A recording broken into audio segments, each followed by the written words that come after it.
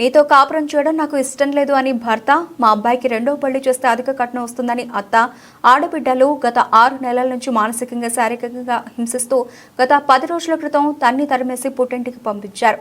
గత ఆదివారం ఆ ఇంటి కోడలు అత్తవారింటికి రాగా ఇంటికి తాళం వేసి పరారైన ఘటన గుంటూరు జిల్లా పొన్నూరు మండలం ఆరెమండ గ్రామంలో చోటు చేసుకుంది. వివరాలకు వెళితే గుంటూరు జిల్లా పొన్నూరు మండలం ఆరెమండ గ్రామానికి చెందిన గరిగంటి మొగుల బాబుకు కట్టెంపూడి గ్రామానికి చెందిన గోపిశెట్టి మోనికకు 2 సంవత్సరాల క్రితం వివాహమైంది. గత 6 నెలల నుంచి అధిక కట్నం తీసుకురా లేదా 10 లక్షల రూపాయలు ఇస్తాము, విడాకులు తీసుకుని మీ ఇంటికి వెళ్ళు అని భర్త, అత్త, ఆడబిడ్డలు నిత్యం శారీరకంగా మానసికంగా వేధించిన నేపథ్యంలో బాధితురాలు మోనిక గత ఆదివారం ఆరుమండ గ్రామంలో భర్త ఇంటి ముందు దీక్షకు పూనుకుంది. న్యాయం జరిగే వరకు ఇక్కడే ఉంటానని లేదా ఆత్మహత్య చేసుకుంటానని తీవ్ర స్వరంతో బాధితురాలు మోనిక మీడియాకు తెలిపారు. వెళ్ళిపోయారు. నేను రాత్రి నుండి ఎలాంటి ఆహారాలు తినడానికి, పడుకోవడానికి ఏ ఫెసిలిటీ లేకపోయినా ఇక్కడే ఉన్నాను. నాకు వచ్చి వాళ్ళు సమాధానం చెప్పాలి, నేను చేసిన తప్పేంటో. నేను పెద్ద మనుషుల ద్వారా కూడా వాళ్ళని ఆశ్రయించాను, వాళ్ళ ద్వారా కూడా వాళ్ళు ఏ సమాధానం చెప్పట్లేదు. ఇట్లా 112 కూడా ఫోన్ చేశాను. పోలీస్ వాళ్ళు అక్కడికే రమ్మంటున్నారు, కానీ ఇక్కడికి వచ్చి నా ప్రాబ్లం ఏంటో వాళ్ళు తెలుసుకోవటం లేదు.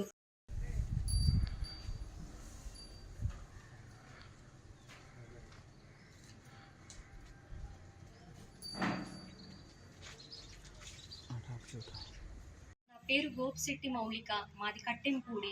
నా నారమండల గరిగంటి మొగలా బాబుకిచ్చి పెళ్లి చేశారు. మాకు పెళ్ళై 2 సంవత్సరాలు అవుతుంది. 3 నెలల నుండి ఏ కారణం లేకుండా నేను వద్దు అని ఇంట్లో ఉండకుండా బయట పరారీలో ఉన్నారు వాళ్ళు. నేను చేసిన తప్పేంటో చూపించమని నేను ఇక్కడికే వచ్చాను. నాకు న్యాయం జరగాలి. కావాలంటే తాళం కూడా చూడండి, తాళం వేసింది. నేనే తప్పు చేయలేదు.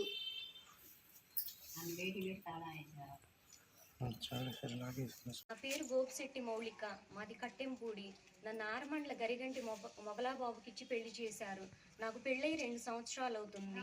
3 నెలల నుండి ఏ గొడవ లేకుండా, నా తప్పు ఏమీ లేకుండా ఇక్కడికి వచ్చి నన్ను ఇంట్లో తాళాలు వేసుకొని, నేను ఇక్కడికి వస్తే తాళాలు వేసుకొని వెళ్ళిపోయి నా తప్పేంటో చూపించమని నేను ఇక్కడికి వచ్చాను. నన్ను చూసి తాళాలు వేసుకొని వెళ్ళిపోతున్నారు, కానీ నా తప్పు చూపించమంటే చూపించట్లా. నేను 112కు ఫోన్ చేసి పోలీసులను కూడా ఆశ్రయించాను. 112కు ఫోన్ చేసి పోలీసులు హెల్ప్ కూడా అడిగాను. వాళ్ళు స్టేషన్కి వచ్చి కంప్లైంట్ ఇవ్వమంటున్నారే, కానీ ఇక్కడ నా పరిస్థితి ఎవరు అర్థం చేసుకోవట్లేదు. రాత్రి నుండి నిన్న మార్నింగ్ నుండి నేను తిండి, ఆహారం ఏమి లేకుండా ఇక్కడే బయటే ఉన్నాను. నాకు మీరే సహాయం చేయాలి. ఏం జరిగింది అసలు? ఎందుకు ప్రాబ్లం ఎందుకు వచ్చింది? మేము ఆస్ట్రేలియా వెళ్దాం అనుకున్నాం. ఆ ప్రాసెస్ జరుగుతానే ఉంది. 2 టైమ్స్ ఎగ్జామ్ రాస్తే నాకు స్కోర్ రాలేదు. 2 విజిటింగ్ వీసాలు వేస్తే అవి మా ఏజ్ ప్రాబ్లం వల్ల సమ్ రీజన్ చెప్పి అవి రిజెక్ట్ చేశారు.